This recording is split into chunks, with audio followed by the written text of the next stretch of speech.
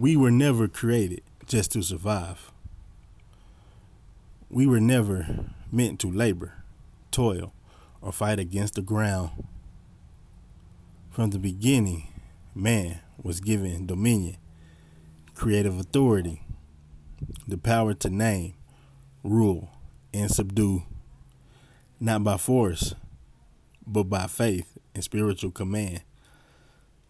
But we lost it, and most of us don't even realize it was ours to begin with. Today, I'm speaking to the remnant because it's time we understand who we really are and what Yahshua came to restore. We were made in Yahweh's image for creative dominion. Genesis chapter 1, verse 26 through 28. And Elohim said, "Let us make man in our image, according to our likeness, and let them rule over the fish of the sea, and over the birds of the Shamayim, and over the livestock, and over all the earth, and over all the creeping creatures that creep on the earth." And Elohim created the man in his image. In the image of Elohim, he created him, male and female, he created them. And Elohim barak them.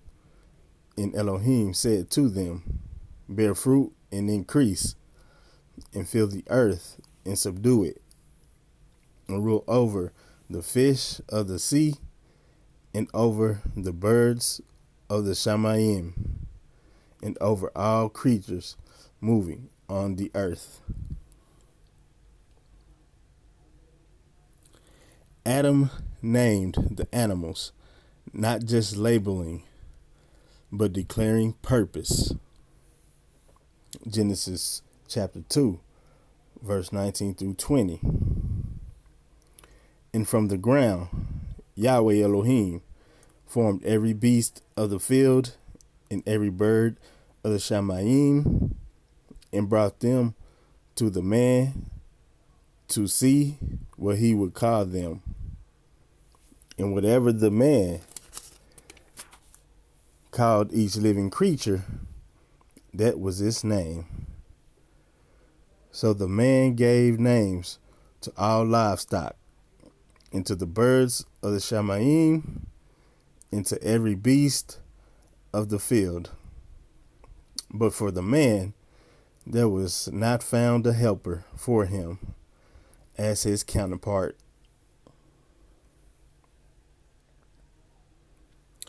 We were given rulership, not ownership, to be creators under the Creator. Adam's words carry weight because he was in alignment with the Father. The earth was subject to man. No curse, no toil. His role, steward,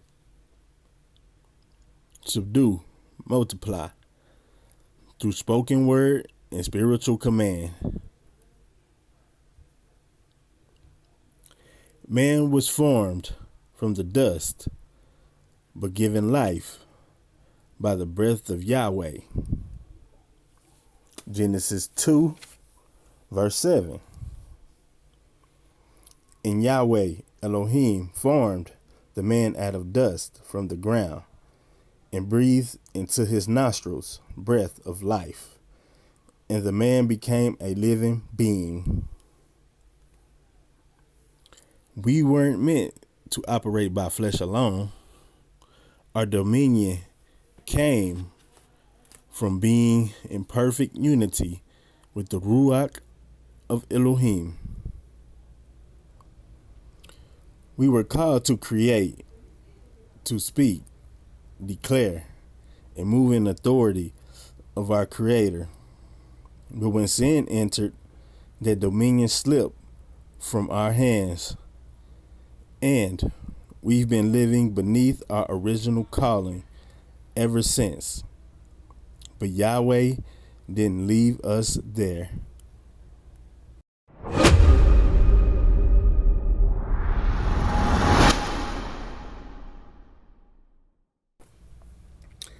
Adam wasn't created just to work the ground. He was created to rule with spiritual dominion, aligned with Yahweh's will. But the moment sin entered, everything changed. Yahweh gave Adam a choice: life or death. Obedience would keep him in authority, but rebellion would break it all. And when Adam fell, it wasn't just about eating fruit. It was about giving up his position, his covering, his connection with the Most High. The fall severed man's spiritual authority. The moment Adam sinned, fear entered, shame entered. Man hid from Yahweh, the very source of his dominion. What was once spiritual authority became natural survival, and everything Yahweh created to work for Adam now worked against him. The woman wasn't spared either. Pain in childbirth became her portion, not just physical pain, but a spiritual reminder that creation itself was now under a curse. What was meant to be a joyful multiplication of life became a painful label of survivor. And the man, his dominion turned to sweat, toil, and thorns. The ground, once subject to his word, now resisted him. The Creator said, "From dust you came, and to dust you shall return." Death entered the story, and mankind's creative authority was buried under fear, corruption, and labor. And the serpent, Yahweh cursed him, but he also made a promise: "I will put enmity between your seed and her seed, and he shall crush your head." Even though man fell, Yahweh had already prepared a redeemer, one who would crush the serpent's head and restore what Adam lost. The fall wasn't just about sin, it was about losing spiritual dominion. It was about man trading his birthright for a curse. But Yahweh never leaves his people without hope.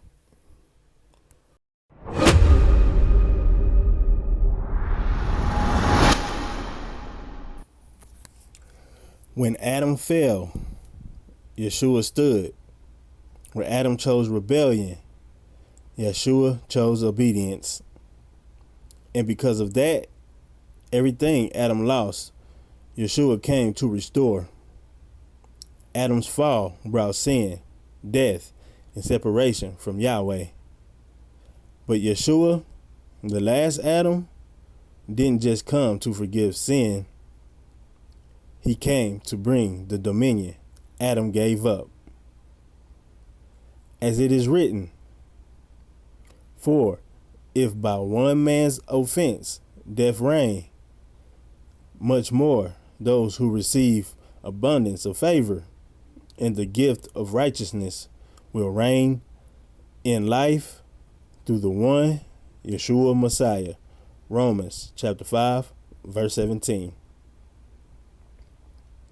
Yahshua didn't walk this earth as just a teacher. He spoke to the winds and waves, and they obeyed. He cursed the fig tree, and it withered. He called the dead to rise, and they came back to life. And after his resurrection, he declared, "All authority in heaven and on earth has been given to me." Matthew chapter 28, verse 18. But there's the part most people miss. Yahshua didn't keep the authority to himself. He gave it back to the ones who followed him in truth. The works that I do, you will do also, and greater works than these. John chapter 14, verse 12. He gave us power over serpents, over scorpions, and over all the power of the enemy. He gave us the keys of the kingdom to bind, to loose, and to walk in authority under his name. But this authority isn't for the prideful. It is not for those chasing platforms, followers, or man's approval. It's for those who walk in obedience, like Yahshua did. Those who surrender, submit, and serve under Yahweh's rule. As it is written, Yahshua humbled himself and became obedient unto death. Therefore, Yahweh highly exalted him. Philippians 2, verses 8 through 9. True dominion comes through obedience. And now, the sons of Elohim are called to walk in the dominion, not as slaves to sin, but as kings and priests in the kingdom of Yahweh. The fall broke man's authority. Yahshua restored it. And the time has come for the remnant to rise, walking in the authority, walking in the obedience, walking in the power that was always meant for the sons of Elohim.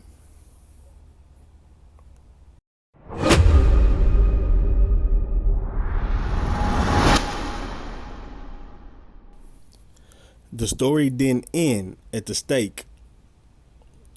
It didn't end at the empty tomb. Yahshua rose, and he gave his authority to a people, a remnant, a set-apart nation called the sons of Elohim.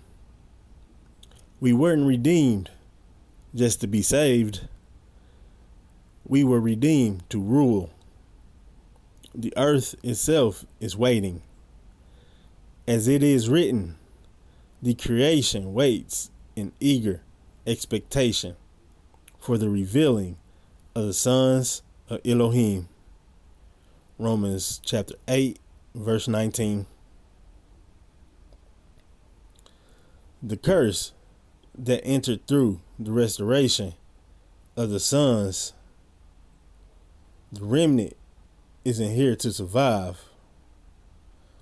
We are here to restore, rebuild, and reign under Yahweh's authority. And Yahshua gave us the keys. Behold, I give you authority over all the power of the enemy. Luke chapter 10, verse 19. He made us kings and priests to reign on the earth, not in pride, but in righteousness, humility, and kingdom power. And true sons, they walk in faith. They speak the living word. They move by the Ruach HaKodesh. And as it is written, these signs shall follow those who believe. They will cast out demons, heal the sick, raise the dead. Mark chapter 16, verse 17 through 18. This is the generation of the watchmen, the generation of the builders. And the time has come to walk in the creative authority Yahweh placed in his sons and daughters before the foundation of the world. The earth is groaning, the kingdom is moving, and the remnant is rising. You were born for this, called for this, set apart for this, to walk as a son of Elohim, and the authority Yahshua restored